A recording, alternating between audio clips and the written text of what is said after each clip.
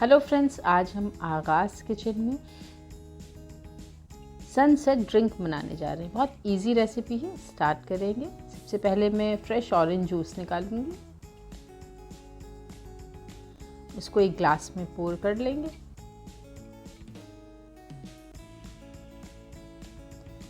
अब मैं pomegranate juice निकालूंगी। मैं फ्रेश यूज़ कर रही हूँ, कैन जूस भी यूज़ किए जा सकते हैं, जो टेट्रा पैक में आते हैं, आप उन्हें भी यूज़ कर सकते हैं। ग्लास में ट्रांसफ़र किया। अब एक वो ग्लास जिसमें मुझे जूस को बनाना है, तो ऑरेंज जूस सबसे पहले डालेंगे।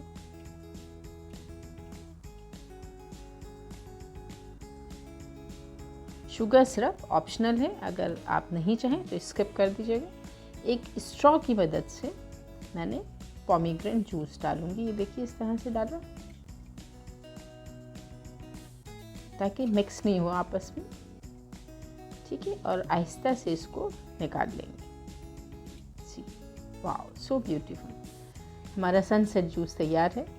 ज़रूर ट्राई करिए पार्टीज़ में अपनी, तो डिफरेंट रेसिपी है।